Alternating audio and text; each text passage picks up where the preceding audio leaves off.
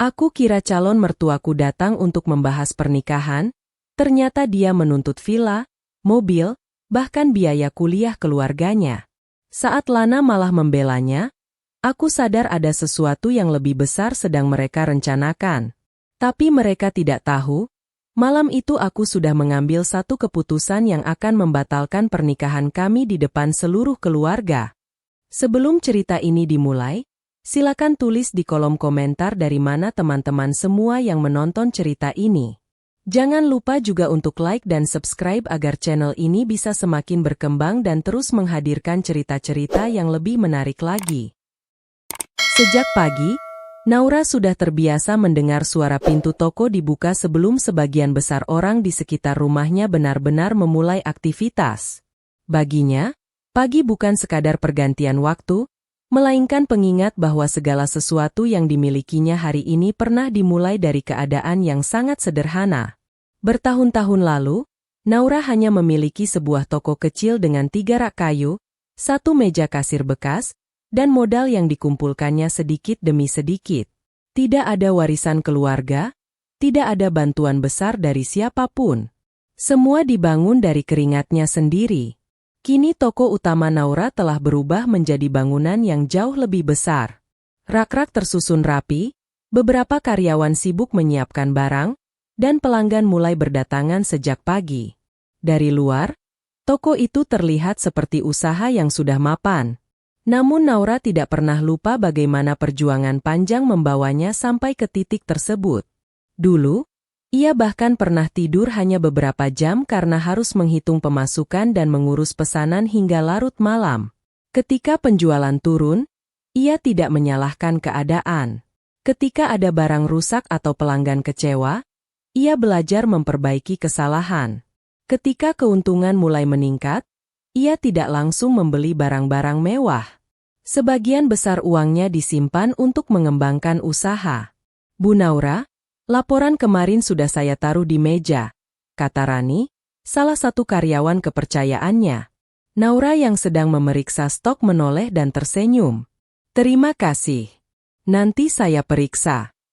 Bu, jangan lupa sarapan. Naura tertawa kecil. Kalau toko sudah ramai begini, sarapan nanti saja. Rani menggeleng. Ibu ini kalau kerja memang lupa waktu. Naura hanya tersenyum. Ia sudah terlalu terbiasa dengan kalimat itu. Meskipun usahanya semakin besar, kehidupan Naura sebenarnya sederhana. Ia tidak memiliki kebiasaan membeli barang mahal hanya untuk menunjukkan keberhasilan. Baginya, uang yang diperoleh dengan susah payah harus digunakan dengan bijaksana. Ia menabung, mengembangkan usaha, dan membeli aset sedikit demi sedikit. Salah satu pencapaian terbesar yang paling ia banggakan adalah sebuah villa yang terletak di kawasan pegunungan. Villa itu bukan hadiah dari siapapun. Naura membelinya setelah bertahun-tahun menyisihkan keuntungan dari toko. Setiap kali datang ke sana, Naura selalu merasa seperti sedang melihat bukti nyata dari perjuangannya sendiri. Villa itu tidak terlalu besar, tetapi memiliki halaman luas, pepohonan rindang, dan pemandangan yang membuat siapapun merasa tenang. Di tempat itulah Naura sering menghabiskan akhir pekan ketika membutuhkan waktu untuk menjauh sejenak dari kesibukan. Selain villa, Naura juga memiliki sebuah mobil yang dibelinya setelah usahanya mulai stabil. Mobil itu mungkin bukan kendaraan paling mewah di jalan, tetapi setiap kali memegang kemudinya, Naura selalu teringat hari ketika ia pertama kali membayar cicilan menggunakan hasil jerih payahnya sendiri. Akhirnya aku bisa membeli sesuatu tanpa harus meminta siapapun, gumamnya suatu malam ketika pertama kali membawa mobil itu pulang. Naura memang sejak kecil tidak terbiasa meminta sesuatu kepada orang lain. Ia lebih senang berusaha sendiri daripada menggantungkan hidup kepada siapapun. Mungkin itulah sebabnya ketika Lana datang ke kehidupannya, Naura awalnya tidak terlalu memikirkan pria tersebut. Lana pertama kali dikenal Naura sebagai pelanggan yang cukup sering datang ke toko. Pria itu tidak memiliki penampilan berlebihan. Pakaiannya sederhana, bicaranya tenang, dan ia selalu memperlakukan karyawan Naura dengan sopan.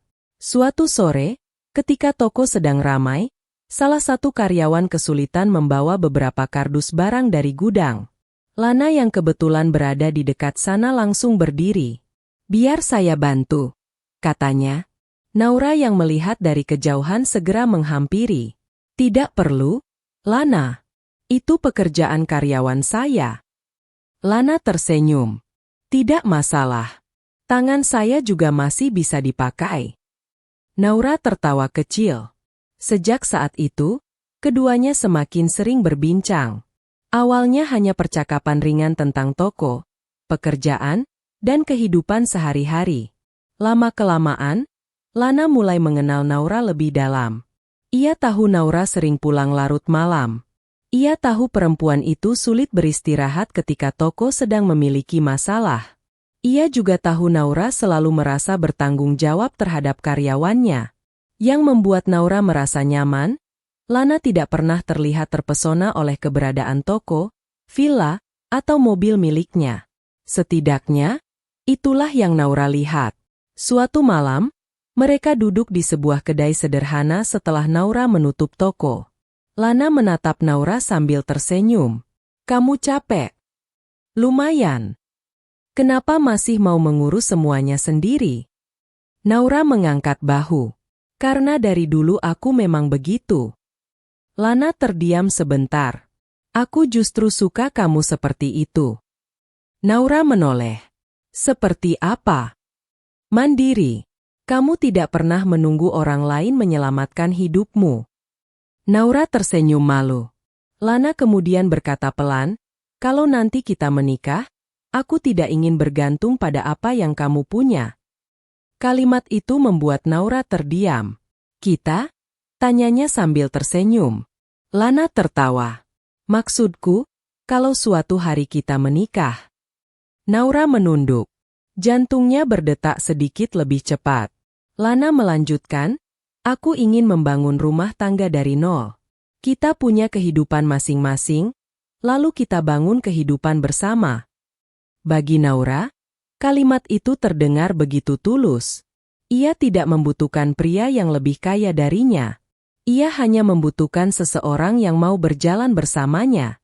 Hubungan mereka pun berkembang perlahan. Lana semakin sering menemani Naura setelah bekerja. Kadang ia mengantarkan Naura pulang.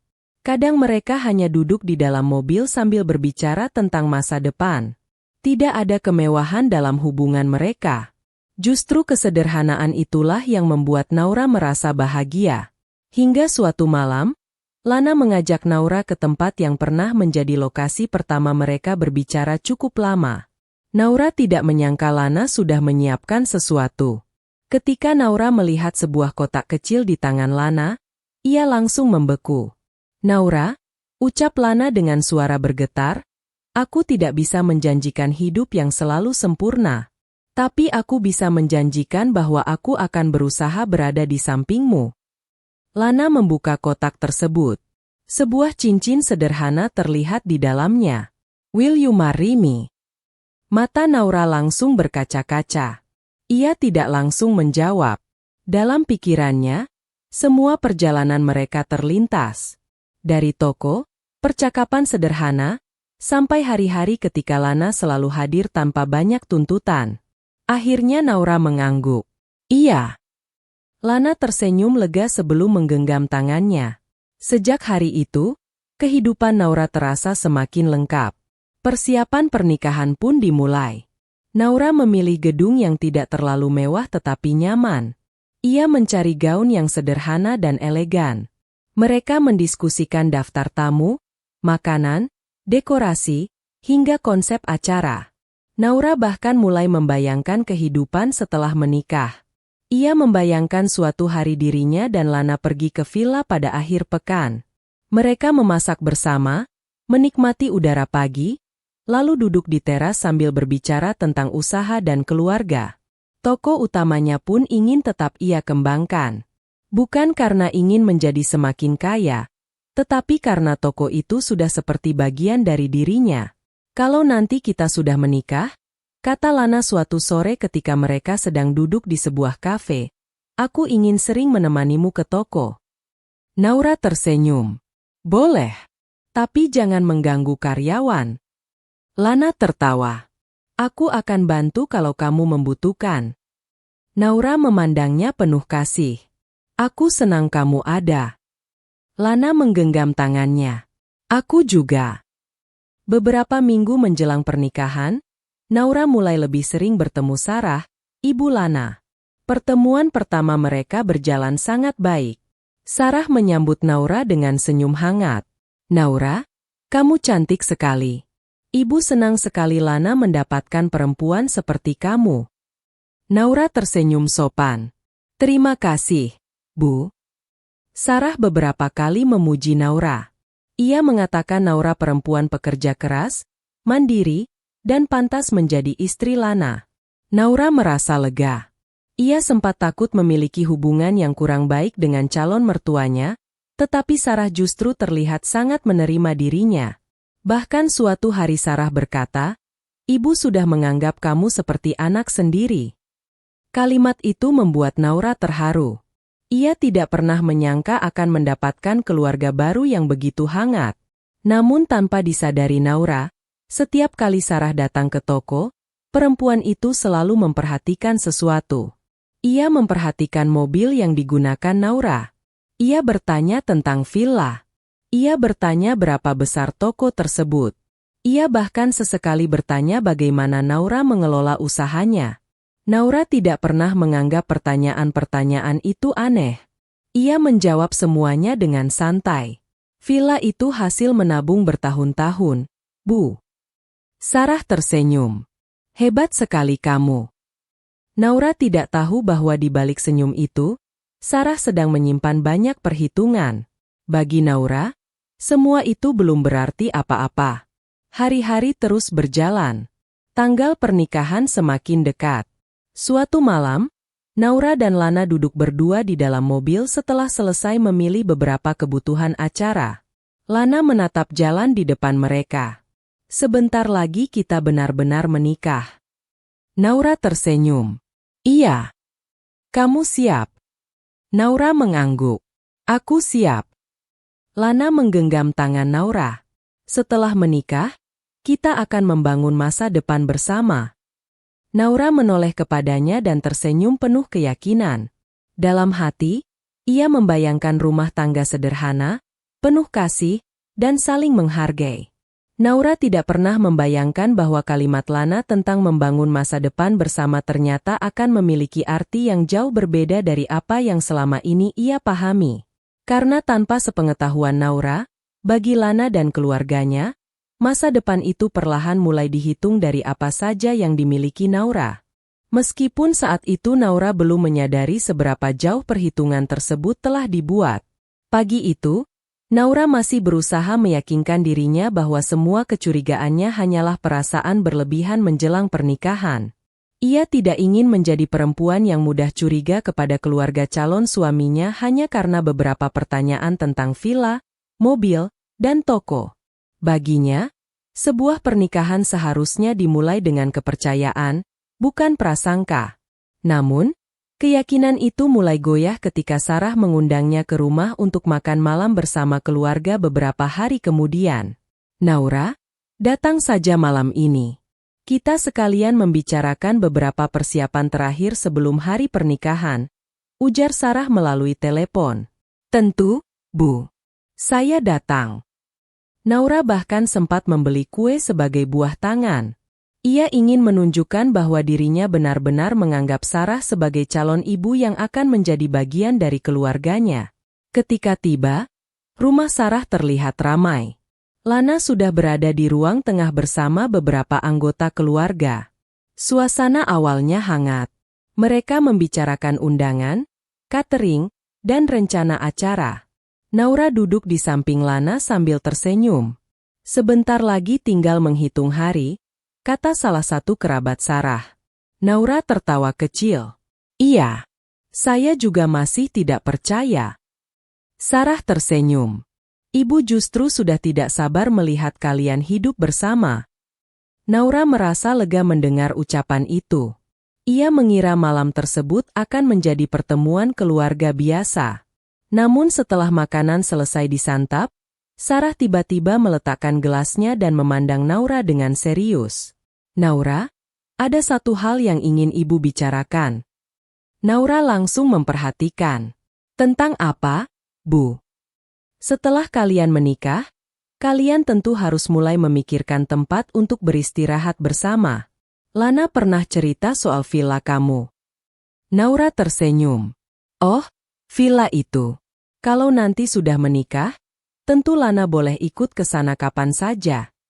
Sarah mengangguk pelan. Bukan hanya ikut, Naura. Senyum Naura perlahan memudar. Sarah melanjutkan dengan nada yang tetap tenang, seolah apa yang akan dikatakannya merupakan sesuatu yang sangat wajar. Menurut ibu, villa itu sebaiknya kamu berikan kepada Lana. Ruangan yang tadinya dipenuhi suara percakapan mendadak terasa sunyi. Naura menatap Sarah beberapa detik. Ia sempat mengira dirinya salah mendengar. Diberikan kepada Lana, Bu? Iya.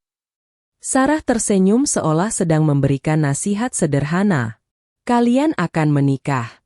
Jadi nanti villa itu juga akan menjadi milik keluarga. Lebih baik dari sekarang dibuat jelas. Naura menarik napas panjang. Maaf, Bu. Villa itu saya beli dari hasil usaha saya sendiri. Tapi kalau maksud Ibu Lana ingin menggunakannya bersama saya, tentu saya tidak keberatan. Sarah menggeleng. Naura, kamu masih berpikir seperti orang yang belum menikah. Kalimat itu membuat Naura terdiam. Setelah menikah, tidak seharusnya ada lagi istilah milikku dan milikmu. Kalian suami istri. Naura menoleh kepada Lana, berharap pria yang selama ini mengatakan ingin membangun kehidupan bersamanya akan memberikan penjelasan. Namun Lana hanya menunduk. Lana mengangkat wajahnya. Aku rasa Mama tidak bermaksud buruk. Bukan itu yang aku tanyakan, jawab Naura pelan. Menurut kamu, villa itu harus aku berikan. Lana terdiam beberapa saat. Kemudian ia berkata, kalau kamu memberikannya, keluargaku pasti merasa lebih tenang. Dada Naura terasa sesak. Ia tidak menyangka jawaban itu keluar dari mulut Lana.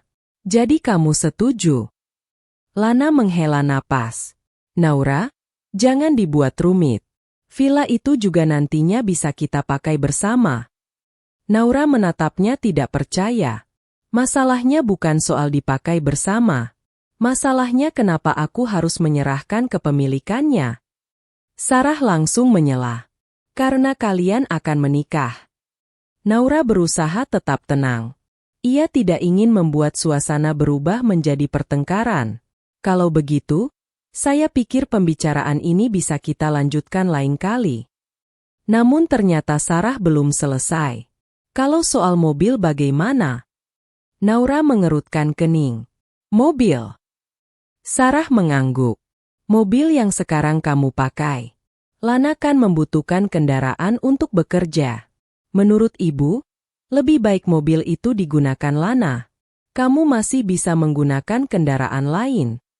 Naura hampir tertawa karena tidak percaya. Bu, mobil itu juga saya beli sendiri.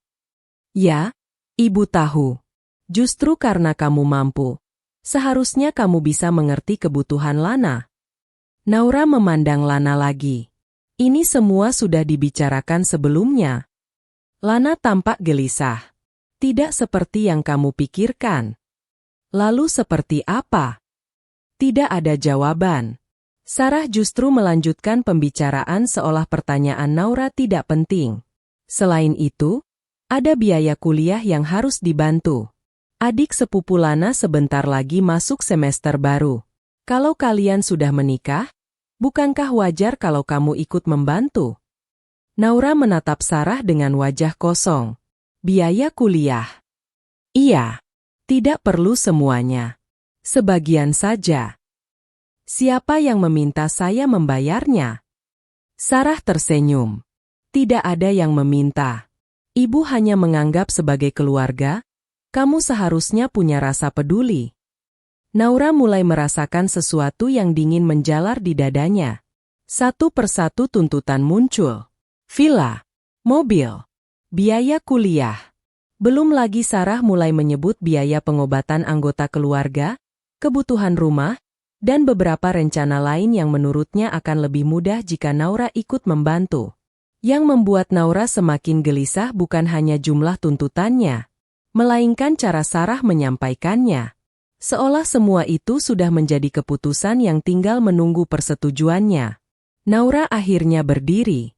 "Maaf, Bu. Saya perlu pulang." Lana ikut berdiri.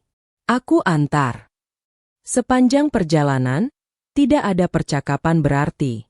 Naura menatap jalan dari balik jendela mobil. Pikirannya penuh dengan pertanyaan. Begitu sampai di rumah, Lana mencoba menjelaskan. "Naura, kamu jangan terlalu memikirkan ucapan Mama. Kalau begitu, kenapa kamu tidak membantah? Aku tidak ingin memperbesar masalah. Masalahnya sudah besar ketika kamu membiarkan ibumu meminta villa dan mobilku." Lana menghela napas. "Kenapa kamu selalu menghubungkan semuanya dengan uang?" Naura menoleh tajam. "Karena yang dibicarakan keluargamu memang uang." Lana terdiam. Naura melanjutkan, "Kamu tahu aku bekerja dari nol. Kamu tahu berapa malam aku tidur hanya beberapa jam. Kamu tahu bagaimana aku membangun toko itu. Kamu tahu aku membeli villa itu dengan hasil kerja sendiri. Sekarang kamu meminta aku menyerahkannya begitu saja." "Aku tidak meminta. Tapi kamu setuju." Suara Naura meninggi. Lana mengusap wajahnya. "Aku cuma ingin kamu mengalah." "Mengalah untuk apa?" "Demi keluargaku." Naura tertawa hambar. "Kalau sebelum menikah saja aku sudah harus mengalah untuk keluargamu. Setelah menikah aku harus mengalah sampai kapan?" Lana tidak mampu menjawab. Malam itu Naura tidak tidur nyenyak. Ia membuka kembali pesan-pesan lama Lana. Ia membaca percakapan mereka ketika Lana pernah mengatakan bahwa dirinya tidak membutuhkan harta Naura. Dulu kalimat itu membuatnya merasa dicintai. Kini kalimat yang sama terasa menyakitkan. Keesokan harinya, Naura mulai lebih berhati-hati. Ia tidak lagi bercerita sebanyak sebelumnya. Ketika Sarah bertanya tentang usaha, Naura memberikan jawaban seperlunya. Ketika Lana bertanya tentang rencana keuangan setelah menikah, Naura hanya mengatakan semuanya akan dibicarakan pada waktu yang tepat. Diam-diam, ia mulai menyimpan semua percakapan. Pesan Sarah tentang villa. Pembicaraan Lana tentang mobil. Permintaan biaya kuliah. Semua ia simpan. Bukan karena Naura sudah ingin membalas. Ia hanya ingin memahami apa yang sebenarnya sedang terjadi. Beberapa hari kemudian, ketika Lana datang ke rumahnya, pria itu meninggalkan ponselnya di meja saat pergi ke kamar mandi. Ponselnya bergetar. Naura tidak berniat membukanya. Namun sebuah pesan muncul di layar. Dari Sarah. "Jadi setelah menikah, villa itu langsung bisa dipakai Lana, kan?" Naura membeku. Pesan berikutnya muncul. "Mobilnya juga jangan sampai dia berubah pikiran. Kamu harus tegas sebelum akad." Jari Naura terasa dingin. Kemudian satu pesan lagi masuk. "Kalau toko utamanya nanti sudah kamu pegang, kita tidak perlu terlalu bergantung pada dia." Napas Naura tercekat. Ia tidak menyentuh ponsel itu. Ia hanya berdiri mematung sambil membaca pesan yang muncul di layar. Beberapa detik kemudian, Lana keluar dari kamar mandi. "Kenapa kamu diam?" Naura menatapnya. "Tidak apa-apa." Ia tersenyum tipis, tetapi kali ini senyum itu berbeda. Lana mengambil ponselnya tanpa menyadari bahwa sesuatu dalam diri Naura baru saja berubah. Naura tidak lagi melihat Lana sebagai pria sederhana yang ingin membangun rumah tangga bersamanya. Untuk pertama kalinya, ia melihat kemungkinan yang jauh lebih menakutkan. Mungkin pernikahan ini sejak awal bukan tentang membangun kehidupan bersama.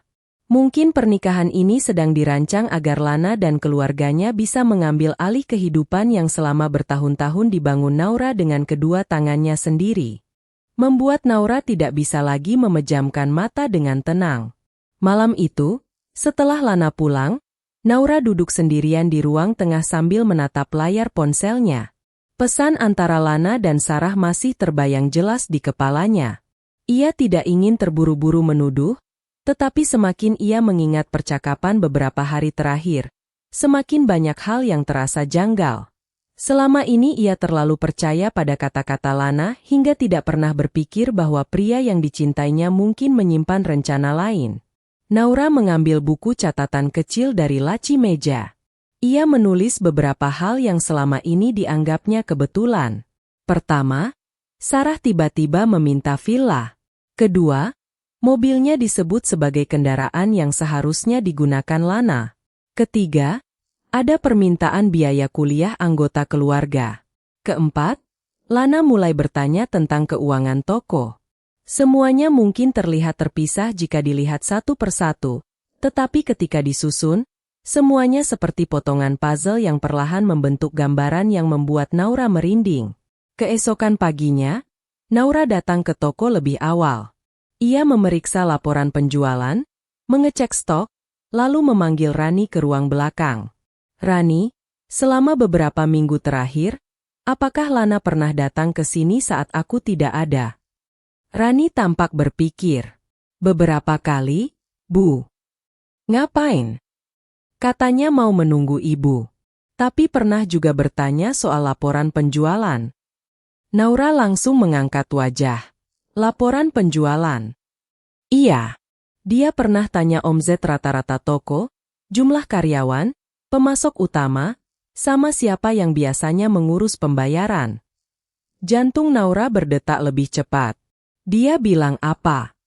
Katanya nanti setelah menikah, mungkin dia akan membantu ibu mengelola toko. Naura terdiam. Ia baru sadar bahwa perubahan sikap Lana ternyata sudah dimulai jauh sebelum pertengkaran mereka tentang villa. Selama beberapa minggu terakhir, Lana memang semakin sering bertanya tentang toko. Awalnya Naura menganggap itu sebagai bentuk perhatian. Namun kini pertanyaan-pertanyaan tersebut terdengar berbeda. Hari itu Lana kembali datang. Naura, kamu sibuk? Lumayan. Aku mau tanya sesuatu. Naura menutup buku laporan di hadapannya. Tanya apa? Setelah kita menikah, kamu tetap mau mengelola toko seperti sekarang? Iya. Kenapa? Aku pikir sebaiknya kita kelola bersama. Naura menatapnya. Maksudnya? Aku bisa membantu bagian keuangan, pemasok, dan pengembangan usaha. Kenapa kamu perlu mengakses semuanya? Lana tampak tidak nyaman. Karena aku suamimu nanti. Naura mengerutkan kening. Belum. Lana terdiam. Naura melanjutkan dengan suara tenang. Dan kalau nanti kita menikah, bukan berarti semua yang aku bangun otomatis menjadi milikmu. Lana menghela napas. Kamu mulai berubah sejak pembicaraan dengan Mama. Bukan aku yang berubah. Naura berdiri dan menatap Lana. Aku hanya mulai memperhatikan. Lana tidak menjawab. Setelah pria itu pergi, Naura semakin yakin bahwa ada sesuatu yang sedang disembunyikan darinya. Ia kemudian menghubungi seseorang yang sudah lama ia percaya untuk urusan bisnis dan dokumen, seorang konsultan bernama Dimas yang selama ini membantu memeriksa kontrak usahanya. Aku ingin semua dokumen aset diperiksa kembali, kata Naura ketika bertemu dengannya. Dimas menatapnya serius. Ada masalah. Aku belum tahu. Tapi aku ingin memastikan semuanya aman. Mereka memeriksa dokumen kepemilikan villa, surat kendaraan, dokumen toko, rekening usaha, serta berbagai kontrak bisnis. Naura ingin memastikan tidak ada satupun dokumen yang pernah ditandatanganinya tanpa memahami isinya. Semua masih atas nama kamu, ujar Dimas setelah memeriksa beberapa berkas. Naura menghela napas lega. Tidak ada kuasa atau dokumen yang memberikan akses kepada orang lain. Sejauh yang saya lihat, tidak ada. Naura mengangguk. Bagus. Namun Dimas melihat wajah Naura yang tampak gelisah.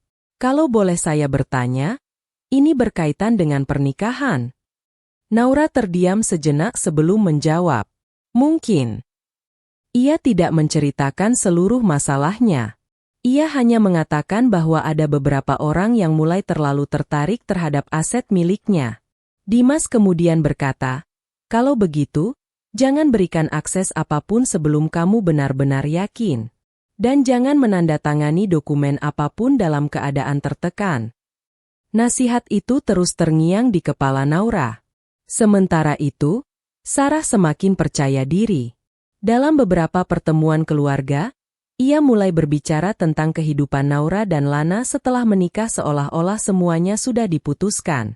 Nanti kalau sudah menikah, Lana bisa mengurus bagian pemasok, kata Sarah suatu sore. Naura yang sedang duduk di antara keluarga hanya tersenyum tipis. Sarah melanjutkan, villa juga bagus kalau dijadikan tempat keluarga berkumpul. Naura tidak membantah. Ia justru membiarkan Sarah berbicara. Nanti biaya kuliah juga bisa dibantu Naura. Toh usaha Naura bagus. Beberapa orang mengangguk. Naura hanya menjawab, "Kita lihat nanti." Sarah mengira jawaban itu berarti persetujuan. Padahal Naura mulai menyimpan setiap ucapan tersebut dalam ingatannya. Ia juga mulai mencatat tanggal, waktu, dan siapa saja yang hadir ketika Sarah mengutarakan tuntutannya. Bukan karena Naura ingin membuat perang.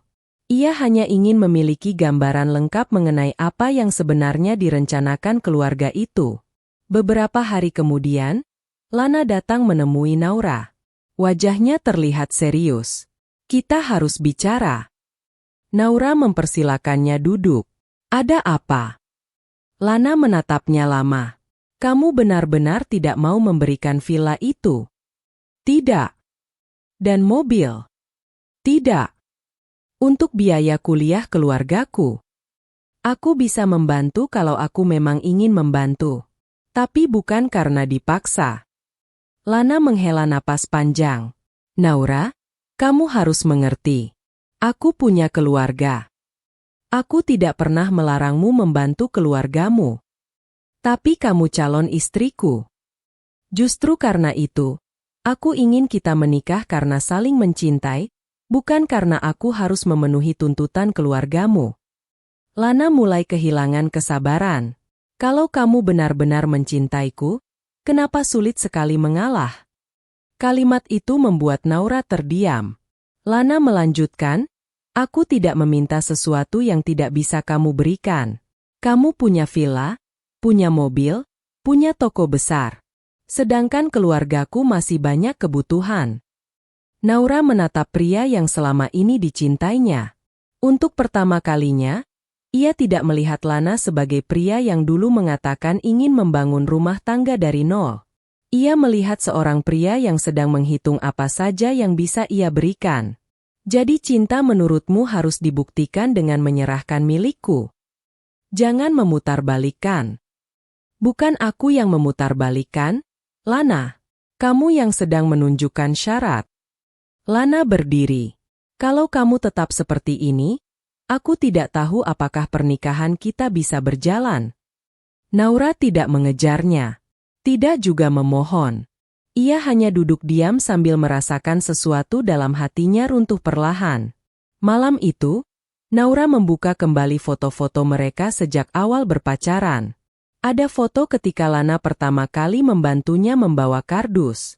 Ada foto ketika mereka makan di kedai sederhana. Ada pula foto ketika Lana melamarnya. Dulu semua kenangan itu terasa indah. Kini Naura bertanya-tanya, apakah semuanya benar-benar tulus? Atau sejak awal Lana memang sedang menunggu waktu yang tepat? Beberapa hari kemudian, sebuah undangan pertemuan keluarga terakhir sebelum pernikahan sampai ke tangan Naura.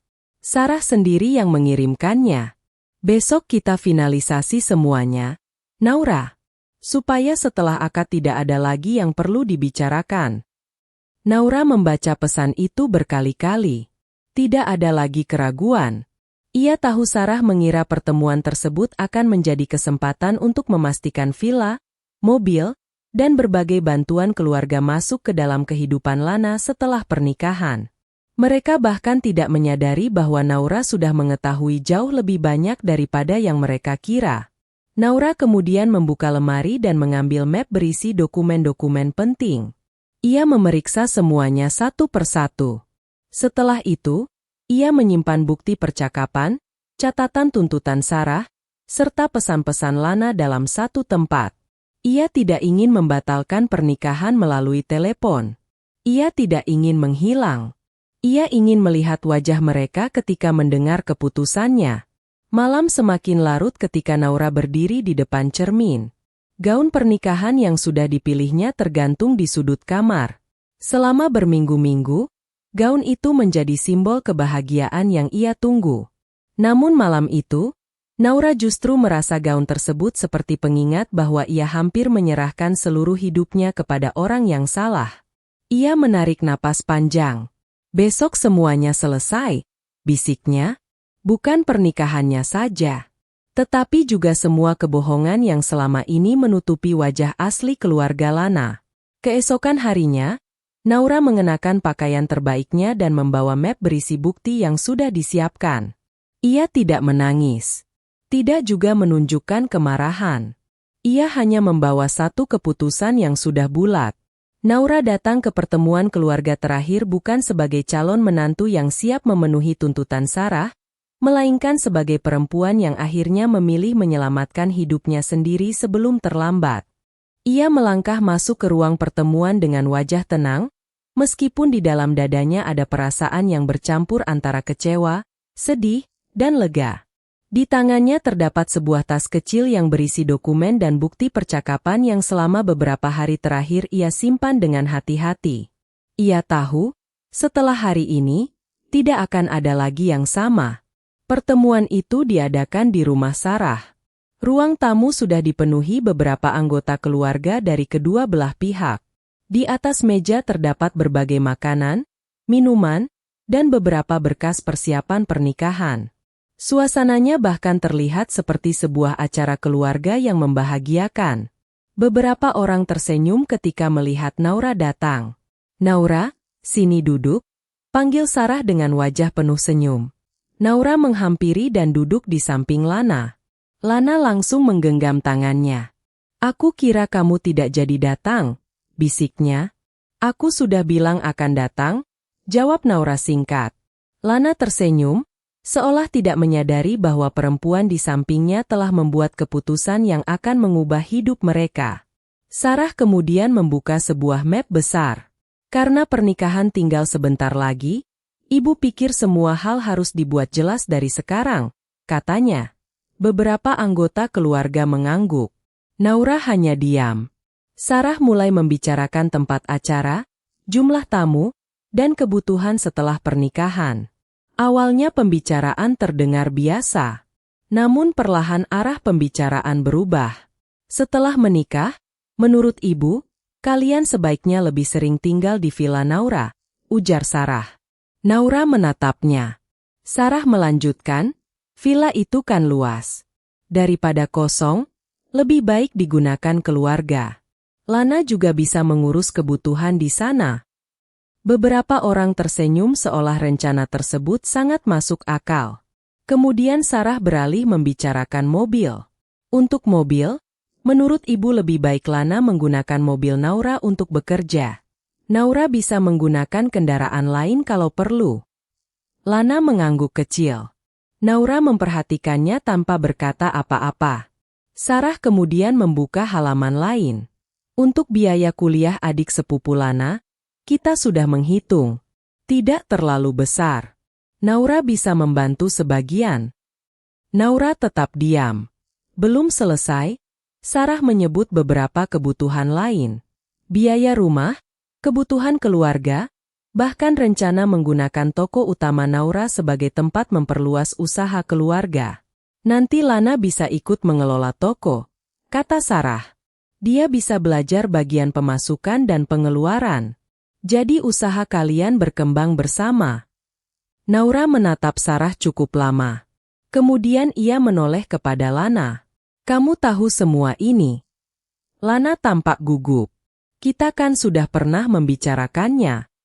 "Kita?" Iya. Naura tersenyum tipis. Sejak kapan? Lana tidak menjawab. Sarah justru menyela, Naura, jangan dibuat seolah-olah ini masalah besar. Kalian sebentar lagi menikah. Semua ini untuk kebaikan kalian. Naura menarik napas perlahan. Ia membiarkan Sarah terus berbicara. Sarah semakin percaya diri karena mengira Naura akhirnya menyerah. Lagi pula, kalau sudah menikah, jangan terlalu membedakan milikmu dan milik Lana. Kalian sudah menjadi satu keluarga. Naura mengangguk kecil. Sudah selesai, Bu? Sarah terlihat bingung. Kenapa? Semua yang ingin ibu sampaikan sudah selesai. Sarah mengangguk. Kalau begitu, sekarang giliran saya. Naura berdiri. Ruangan langsung menjadi lebih sunyi. Lana menatapnya dengan wajah bingung. Kamu mau bilang apa? Naura tidak menjawab. Ia membuka tasnya dan mengeluarkan ponsel. Beberapa hari lalu saya menemukan percakapan antara Lana dan ibu. Wajah Sarah langsung berubah.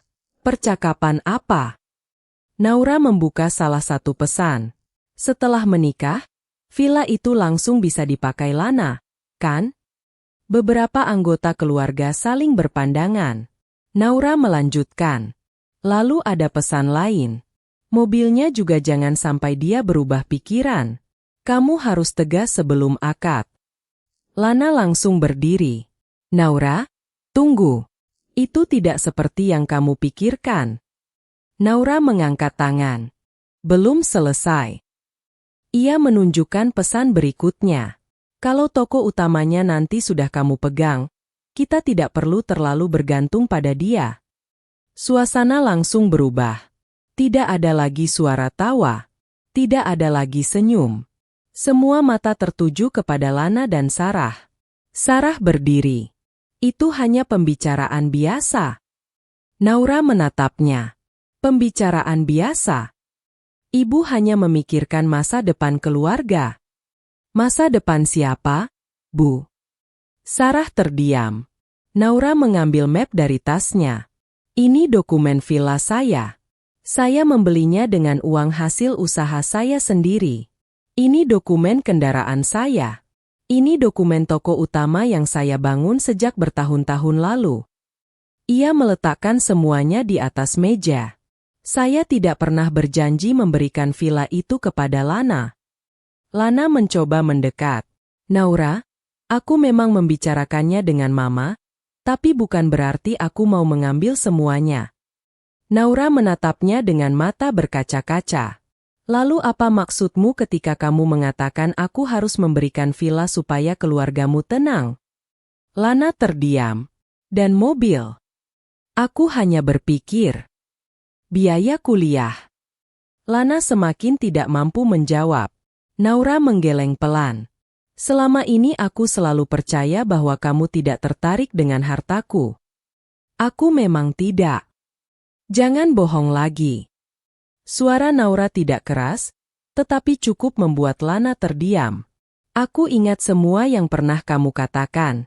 Kamu bilang ingin membangun rumah tangga dari nol. Kamu bilang tidak membutuhkan apa yang aku punya. Kamu bilang yang kamu cintai adalah aku. Air mata mulai menggenang di mata Naura. Ternyata bahkan sebelum kita menikah, kamu dan ibumu sudah menghitung apa saja yang bisa kalian dapatkan dariku. Sarah langsung menunjuk Naura. Kamu terlalu perhitungan. Apa salahnya membantu keluarga suami? Naura menoleh. Tidak ada yang salah dengan membantu keluarga, Bu. Tapi bantuan diberikan karena kemauan, bukan karena merasa berhak mengambil. Sarah terdiam. Naura melanjutkan, masalahnya bukan uang. Semua orang mendengarkan. Kalau masalahnya hanya uang, saya bisa memberikan sebagian dari penghasilan saya. Tapi masalah sebenarnya adalah sejak sebelum saya menikah, keluarga ini sudah merasa berhak menentukan apa yang harus saya berikan. Lana mendekati Naura. Naura, kita bisa membicarakan ini berdua. Tidak. Dengar dulu. Sudah terlalu banyak yang aku dengar. Lana mulai panik. Kita tinggal beberapa hari lagi menikah. Naura menatapnya. Justru karena itulah aku harus berhenti sekarang. Lana membeku. Naura mengambil cincin pertunangannya. Tangannya gemetar ketika melepas cincin tersebut dari jari. Aku membatalkan pernikahan kita. Ruangan seketika riuh. Naura, teriak Lana. Sarah langsung berdiri. Kamu tidak bisa melakukan ini. Naura memasukkan cincin itu ke dalam kotak kecil. Bisa. Kamu akan mempermalukan keluarga kami. Naura menatap Sarah dengan tenang. Lebih baik saya membatalkan pernikahan hari ini daripada hidup saya dipermalukan setiap hari setelah menikah. Lana mencoba memegang tangannya. Jangan pergi. Aku bisa berubah. Naura menarik tangannya. Seharusnya kamu berubah sebelum aku mengetahui semuanya. Naura, aku mencintaimu. Naura menatap Lana untuk terakhir kalinya. Kalau benar mencintaiku, kamu tidak akan menjadikan hartaku sebagai syarat untuk membuktikannya. Lana terdiam. Sarah kembali berteriak bahwa Naura akan menyesal. Namun Naura tidak lagi peduli. Aku lebih baik kehilangan sebuah pernikahan daripada kehilangan harga diriku dan seluruh hasil kerja kerasku. Setelah mengatakan itu, Naura berbalik dan berjalan keluar. Tidak ada yang mampu menghentikannya. Begitu sampai di mobil, Naura duduk beberapa saat di belakang kemudi. Air matanya akhirnya jatuh. Bukan karena ia menyesali keputusan tersebut, melainkan karena ia sedang berduka atas seseorang yang ternyata tidak pernah benar-benar ia kenal. Namun kesedihan itu tidak membuatnya mundur. Hari itu juga Naura menghubungi pihak yang menangani urusan bisnisnya. Semua akses Lana terhadap informasi toko dihentikan. Kata sandi sistem diperbarui. Dokumen penting diamankan. Tidak ada lagi ruang bagi siapapun untuk ikut campur dalam aset yang dibangun Naura. Ponselnya terus berdering. Lana. Sekali. 2 kali. 5 kali. Puluhan kali. Naura tidak mengangkat. Pesan terus berdatangan. Aku minta maaf. Naura, tolong bicara. Aku akan menjelaskan semuanya. Namun Naura tidak memberikan kesempatan lagi. Malam itu, di rumah Sarah, suasana yang tadinya dipenuhi rencana masa depan berubah menjadi kepanikan. Tidak ada lagi pembicaraan tentang villa. Tidak ada lagi rencana menggunakan mobil. Tidak ada lagi bayangan Lana mengelola toko Naura. Untuk pertama kalinya, Sarah dan Lana menyadari kenyataan yang sangat pahit. Mereka bukan hanya kehilangan seorang calon menantu. Mereka kehilangan akses terhadap kehidupan nyaman yang selama ini diam-diam mereka bayangkan akan menjadi milik mereka setelah Naura menikah dengan Lana. Tetapi kehilangan itu ternyata belum membuat Sarah dan Lana menyerah. Justru setelah Naura membatalkan pernikahan, keduanya mulai mencari cara untuk membalikkan keadaan. Pagi setelah kejadian itu, kabar pembatalan pernikahan sudah menyebar ke antara keluarga besar. Namun cerita yang beredar bukanlah cerita yang sebenarnya. Sarah mengatakan kepada beberapa kerabat bahwa Naura membatalkan pernikahan karena terlalu mencintai hartanya. Bayangkan saja, kata Sarah dengan suara penuh kecewa ketika berbicara kepada seorang kerabat. Kami hanya meminta sedikit bantuan untuk keluarga, tapi dia langsung membatalkan semuanya. Lana juga tidak membantah cerita tersebut. Ia bahkan mengatakan bahwa Naura terlalu sensitif terhadap pembicaraan mengenai keuangan. Beberapa anggota keluarga yang tidak mengetahui kejadian sebenarnya mulai menyudutkan Naura. Ada yang menyebutnya sombong. Ada yang mengatakan Naura terlalu perhitungan. Bahkan ada yang berkata bahwa perempuan kaya memang biasanya sulit berbagi. Semua perkataan itu akhirnya sampai ke telinga Naura. Namun untuk pertama kalinya dalam hidupnya, Naura tidak merasa perlu menjelaskan dirinya kepada semua orang. Ia hanya menarik napas panjang dan kembali bekerja. Pagi berikutnya, Naura sudah berada di toko utamanya sebelum para karyawan datang. Ia berdiri di depan bangunan tersebut dan memandang papan nama usaha yang telah dibangunnya selama bertahun-tahun. Tempat itu menjadi saksi bagaimana dirinya pernah bekerja sendirian dari pagi hingga malam. Dulu ia hanya memiliki beberapa rak. Sekarang toko itu memiliki banyak karyawan, pemasok tetap, pelanggan yang loyal, dan sistem usaha yang jauh lebih besar. Naura tersenyum tipis. Aku tidak boleh berhenti hanya karena orang lain mencoba menjatuhkanku. Sejak hari itu, Naura memusatkan seluruh perhatiannya pada bisnis. Ia memperbaiki sistem pencatatan keuangan, mengevaluasi kinerja karyawan, memperluas jaringan pemasok, dan mulai memikirkan cabang baru. Ia tidak menggunakan uang untuk membalas keluarga Lana. Ia menggunakan keberhasilannya sebagai jawaban. Sementara itu, kehidupan Lana mulai berubah. Selama berpacaran dengan Naura, Lana secara tidak langsung sudah terbiasa membayangkan kehidupan yang jauh lebih nyaman setelah menikah.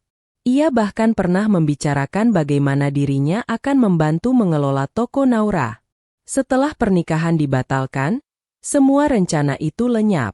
Tidak ada villa, tidak ada mobil, tidak ada akses ke toko, tidak ada bantuan biaya dari Naura. Lana mulai merasakan betapa beratnya hidup ketika ia harus benar-benar berdiri dengan kemampuannya sendiri. Beberapa minggu kemudian, Lana datang ke toko Naura. Ia menunggu sampai Naura selesai berbicara dengan seorang pelanggan. Naura. Naura menoleh. Ada apa? Lana tampak berbeda. Wajahnya lebih kusut, matanya terlihat lelah. Aku ingin bicara. Naura menunjuk kursi. Silakan. Lana duduk. Aku masih mencintaimu. Naura terdiam. Aku tahu aku salah. Tapi semua yang terjadi kemarin sebenarnya cuma salah paham. Naura menatapnya tenang. Salah paham? Iya. Mama terlalu banyak bicara. Aku juga terbawa suasana. Tapi aku tidak pernah benar-benar berniat mengambil semuanya darimu. Naura menggeleng pelan. Lana, aku sudah memberikanmu kesempatan untuk menjelaskan. Aku bisa berubah. Masalahnya bukan apakah kamu bisa berubah. Lalu, aku sudah tidak percaya. Lana menunduk. Naura melanjutkan, aku bisa memaafkan kesalahan. Tapi aku tidak bisa membangun rumah tangga dengan seseorang yang membuatku bertanya setiap hari apakah dirinya mencintaiku atau hanya mencintai apa yang aku punya. Lana terdiam cukup lama. Aku menyesal. Aku juga. Lana mengangkat kepala. Kamu menyesal apa? Menyesal baru mengetahui semuanya menjelang pernikahan. Lana tidak mampu menjawab. Naura kemudian berdiri. Maaf, Lana, kita sudah selesai. Lana pergi dengan langkah berat. Namun Naura tahu, masalah itu belum benar-benar selesai. Ia masih memiliki satu hal yang ingin dilakukan. Bukan untuk menghancurkan Sarah atau Lana, melainkan untuk menghentikan kebohongan yang sudah terlanjur menyebar. Beberapa hari kemudian, Naura mengirim undangan kepada Sarah dan beberapa anggota keluarga Lana yang sebelumnya hadir dalam pertemuan terakhir sebelum pernikahan. Ia meminta mereka datang ke sebuah tempat pertemuan yang netral. Sarah awalnya mengira Naura akhirnya ingin berdamai. Ketika semua orang sudah berkumpul, Naura berdiri di depan mereka dengan tenang. Aku mengundang kalian bukan untuk bertengkar. Sarah menyilangkan tangan. Kalau bukan untuk itu, lalu apa? Naura meletakkan sebuah laptop di atas meja. Aku ingin menjelaskan kenapa pernikahan itu batal. Beberapa orang saling memandang. Naura membuka rekaman percakapan dan beberapa tangkapan layar. Ia menunjukkan pesan Sarah tentang villa. Ia menunjukkan pembicaraan mengenai mobil. Ia menunjukkan pesan tentang biaya kuliah. Kemudian ia membuka percakapan yang paling membuat ruangan tersebut membisu. Pesan mengenai rencana Lana untuk mengelola toko utama Naura setelah pernikahan. Ini semua terjadi sebelum akad, kata Naura. Bukan setelah kami menikah. Seorang kerabat Lana menatap Sarah. Benarkah ini? Sarah mulai gugup. Itu hanya pembicaraan. Naura mengangguk. Benar. Pembicaraan. Ia menatap semua orang. Tapi pembicaraan itu menunjukkan bahwa tuntutan tersebut bukan muncul secara tiba-tiba ketika kita berkumpul.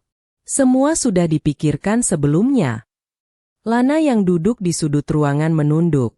Naura kemudian menunjukkan bukti lain. Ada pesan ketika Sarah bertanya apakah villa akan langsung digunakan Lana setelah menikah. Sarah mencoba menyela.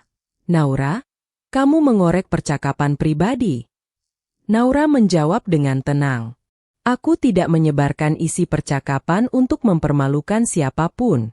Aku hanya menunjukkan bukti karena keluarga kalian sudah menyebarkan cerita bahwa aku membatalkan pernikahan karena terlalu mencintai harta. Ruangan mendadak sunyi. Naura menatap satu persatu orang yang hadir. Sekarang kalian sudah tahu alasan sebenarnya. Salah seorang anggota keluarga Lana menghela napas. Lana, kamu benar-benar sudah membicarakan toko Naura? Lana tidak menjawab. Jawab. Akhirnya Lana berkata pelan. Iya. Wajah beberapa anggota keluarganya langsung berubah. Seorang pria yang lebih tua menggeleng kecewa. Kamu mau menikahi perempuan itu atau mengambil usahanya? Lana terdiam. Sarah mencoba membela diri. Kami hanya memikirkan masa depan keluarga. Namun kali ini tidak ada yang langsung mempercayainya. Kalau memang hanya memikirkan keluarga, kata salah satu kerabat, kenapa harus membicarakan villa, mobil, dan toko sebelum menikah? Sarah tidak bisa menjawab. Untuk pertama kalinya, Sarah kehilangan kendali atas cerita yang selama ini ia bangun. Lana juga mendapat teguran dari keluarganya sendiri. Bukan karena kehilangan Naura, tetapi karena mereka baru mengetahui bahwa Lana memang sudah merencanakan terlalu jauh mengenai harta calon istrinya. Naura tidak merasa menang ketika melihat mereka dipermalukan. Justru ia merasa lega. Karena akhirnya kebenaran berdiri sendiri tanpa perlu ia teriakan. Sebelum meninggalkan ruangan, Naura mengatakan satu hal. Aku tidak pernah keberatan membantu orang yang membutuhkan. Aku juga tidak pernah menganggap uang sebagai segala-galanya. Tapi aku tidak akan membiarkan siapapun menganggap hasil kerja kerasku sebagai sesuatu yang otomatis menjadi hak mereka. Ia berhenti sejenak. Balas dendam terbaik bukan menghancurkan hidup orang lain. Balas dendam terbaik adalah memastikan orang yang pernah meremehkan kita tidak lagi memiliki kendali atas hidup kita.